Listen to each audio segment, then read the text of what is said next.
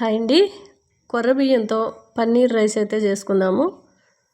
గ్లాసున్నర కొర్రలు తీసుకున్నాను. శుభ్రంగా 2-3 సార్లు అయితే గట్టిగా పిసికి కడగాలి. కుక్కర్లోని 3 గ్లాసులు వాటర్ పోసుకున్నాను.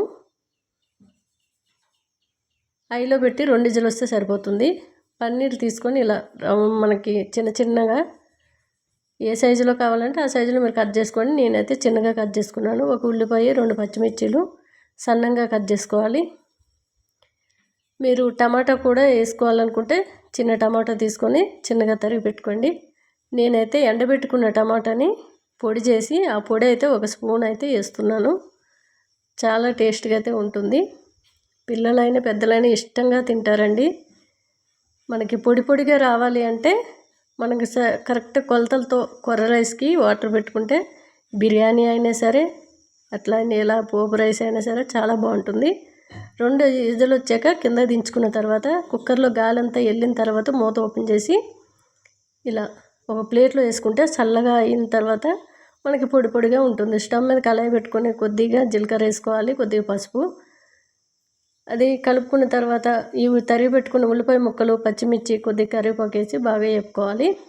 తరిగి పెట్టుకున్న పన్నీర్ కూడా వేసి చక్కగా మనకి హైలో పెట్టి వేపుకోవాలి. ఎప్పుడైనా పన్నీర్ వేసిన తర్వాత స్టవ్ మీడియంలో కానీ సిమ్లో కానీ పెట్టినట్లయితే పన్నీరు వాటర్ లాగా అయ్యే ఛాన్సెస్ ఎక్కువ ఉంటాయి. అందుకని మనం హైలో పెట్టినట్లయితే చక్కగా ఏగిపోతుంది. మనకి రైస్ చూశారు కదా, పొడిగా వచ్చింది. అలా వచ్చాక మనకి మామిడికాయ పులిహోర అన్నమైనా ఇలా పన్నీరు పోపు రైస్ అయినా అట్లానే బిర్యానీ అయినా మనకు చాలా టేస్ట్గా ఉంటుందండి పొడిగా వస్తే. 1 స్పూన్ వరకు టమాటా పొడి వేసుకున్నాను. మీరు ఎంత కారం తింటే అంత కారం వేసుకోండి. నేను 1 స్పూన్ వరకు కారం పొడి వేసుకున్నాను. గరం మసాలా పొడి కూడా వేసుకున్నాను. రుచికి సరిపడగా సాల్టు.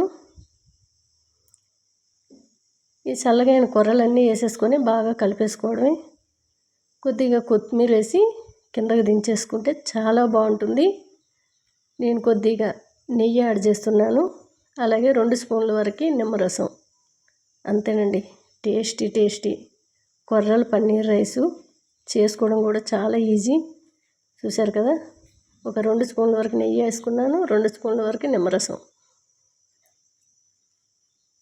చాలా పొడిగా ఇష్టంగా తినాలి అనుకుంటే ఇలా ట్రై చేయండి. చాలామంది ఇప్పుడు రైస్ తినడం మానేసి కొర్రలే తింటున్నారు ఎక్కువగా. అలాంటి వాళ్ళు ఇలా చేసుకోండి. ఇదే ప్రాసెస్లో చికెను, ఎగ్ కూడా చేసుకోవచ్చు. ఇంకోసారి చూపిస్తాను. టేస్ట్ చాలా బాగుంది.